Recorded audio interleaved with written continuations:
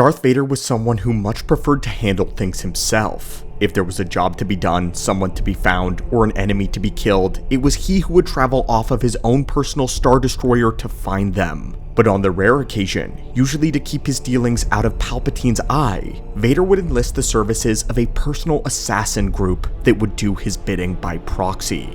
Of these death-dealing servants, few were as proficient as the Noghri. This primitive and reclusive alien race were so skilled in the art of unarmed combat that they had been known to rout entire armies and even kill Jedi in single combat. And no being like this would escape the Dark Lord's notice. So join us today, lore junkies, as we talk about the race of assassins who would come to worship Lord Vader. Despite their short stature, the Noghri were apex predators both on their homeworld and in the galaxy at large. Stealth was their natural state of being, and the art of the kill was their culture. When caught in the open field, they would end any battle quickly with near-force sensitive levels of reflexes, aided by their quick-moving eyes. On the planet of Noghri, their natural ability put them at the top of the food chain, as did their excellent sense of smell. In fact, the Noghri were capable of telling apart bloodlines through scent alone. This ability is what helped them distinguish one from another during their long history of clan wars on their home world. But do not be fooled by their compact size. They were a talented warrior race that were unrivaled in combat by any being in the galaxy. That is, except for other skilled warriors such as the Ichani or the Jedi. Because of this, they were some of the most prized and expensive personal bodyguards that credits could buy you in the Outer Rim. But unlike many other hired muscles, it wasn't blasters that they relied on. While they were often trained in a variety of weaponry, they rarely carried more than a few daggers or a type of curved throwing weapon that they called fighting sickles. Their true weapon of choice, though, was hand-to-hand combat. Before entering combat, they would carefully select the stage of their attack, as they believed their surroundings would provide just about everything they needed. And with these skills and perfection in assassination, they had the ability to take down not just Jedi Knights, but Jedi Masters. But in order to analyze how they came into the service of Vader, let's wind the clock back a few years. Before they entered the service of the Dark Lord, they served another empire. Tens of thousands of years in the past, Noghri was one of the many slave worlds of the Rakatan Infinite Empire. Under the service of the Rakata, they were prized as soldiers and were taken all across the stars. This led to subspecies of the Noghri developing elsewhere in the galaxy. But after the Infinite Empire crumbled, the Noghri and Noghri would continue to worship them. We at the Archive suspect that this race has some kind of innate connection not just to the Force, but to the dark side, like many other warrior races do. But that has not been officially confirmed. Our suspicions arise based on their apparent honor of powerful beings who always happen to wield the dark side. Despite having encountered the Jedi, and even having some of their own taken into the ancient days to become Jedi warriors themselves at the dawn of the Order's birth, they do not seem to hold the same respect for the Jedi that they do those that use the dark. Another reason we suspect is because they mirrored the ancient Sith purebloods and how they once separated into their separate clans and battled amongst one another. By the modern era though, they had laid their enmity to rest and lived in peace with one another. This was largely due to the ecological disaster that would change the course of Noghri history.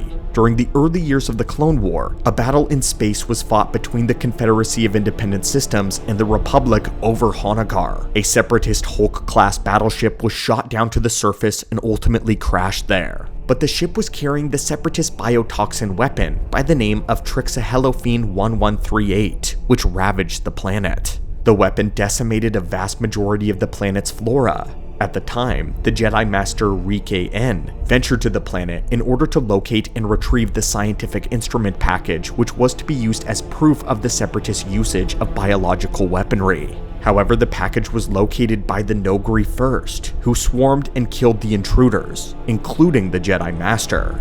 They would later participate in the Battle of Noghri, where they drove off both the Republic led by the Jedi Aayla Secura and the Separatist forces led by Quinlan Vos, who came to retrieve the package for Dooku. With neither side able to break through the Noghri warriors, they gave up retrieving the instrument altogether. The world, however, was left a barren wasteland. That was until Darth Vader found the planet sometime within the first few years of the Empire. Upon landing on the planet, his entire stormtrooper garrison was taken out by the Noghri warriors nearly instantly. But rather than destroy them all, Vader was impressed with the efficiency at which they had executed his men.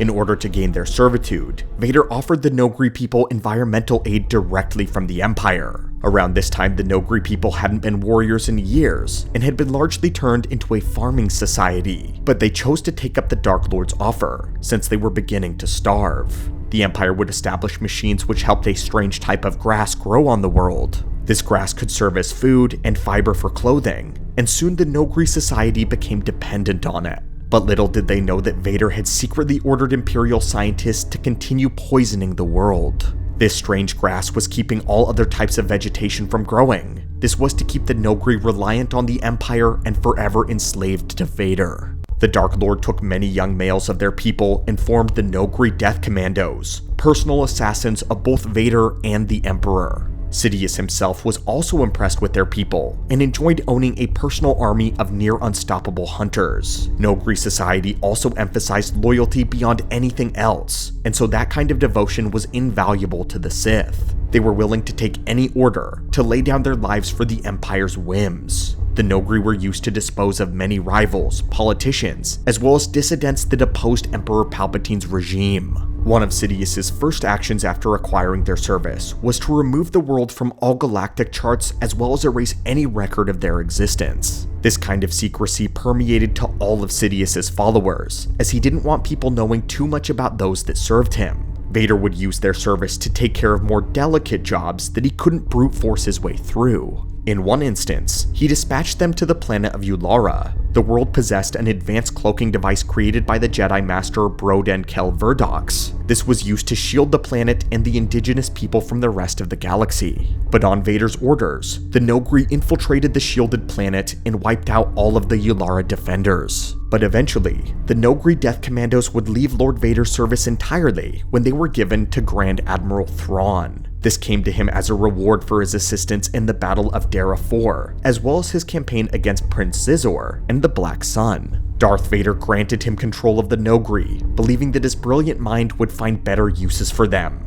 After inheriting mastery of the feared assassins, Thrawn used their service by sending teams of them on strike missions that required both skill and stealth, even keeping a specific one by the name of Rook as his personal bodyguard and enforcer. Thrawn absolutely loved the Noghri, but despite them being answerable to the Grand Admiral, they forever remained loyal to Vader and considered him to be the savior of their people. 5 years after the Battle of Endor and the death of both Vader and Palpatine, the Noghri remained in Thrawn's service to honor the Dark Lord's memory. Thrawn was using the aid of the Dark Jedi Jorah Sabaoth, who desired to create his own new order of Jedi using the children of Leia. Lending his power to Thrawn was contingent upon receiving these children, and so Thrawn dispatched the Death Commandos to kidnap the pregnant Leia. In their first attack, she was defended by Luke Skywalker, who faced down the commandos alone. Despite being an experienced Jedi Knight at this point, Luke actually had a very difficult time taking down the commandos. In the end, several of them managed to escape the encounter, but they didn't give up on their mission, and they continued to stalk Leia until she arrived on the world of Kashyyyk.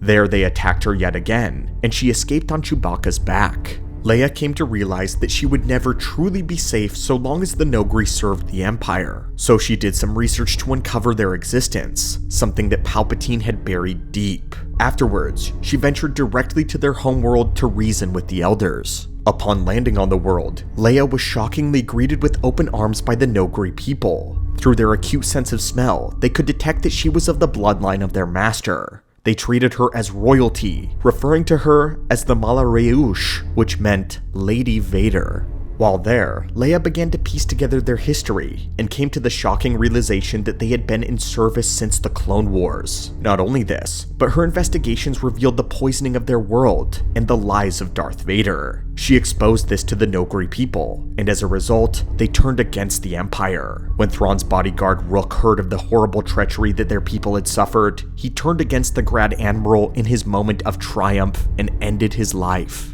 Following the death of Thrawn, Leia became the new master of the Noghri, and thus commanded the loyalty of some of the finest warriors in the galaxy. But rather than use them for death and pain, she brought them into the service of the New Republic. The New Republic helped to resettle the Noghri to other worlds, places where they could have plenty of food, and allowed their home planet time to heal and return to its former glory. The Noghri would not be called upon very often, but they were always ready to lend their help to the New Republic agents who needed their expertise. And that, my friends, was the story of Darth Vader's race of personal assassins. They began as bloodthirsty warriors and possibly worshippers of the dark side, a people group who specialized in the art of death. Yet as soon as they achieved peace, they were deceived and offered their loyalty and the lives of their young men to a lie which kept them enslaved forever. Until Leia. But Leia, who ironically came under the name of her father, Lady Vader, atoned for the sins of the past, giving the people freedom and a new life. It's not often that these kinds of races receive happy endings, but we feel that the Noghri actually deserved it. But thank you so much for joining us here today in the archives, my friends and fellow lore junkies. As always, may the Force be with you, and have a phenomenal day.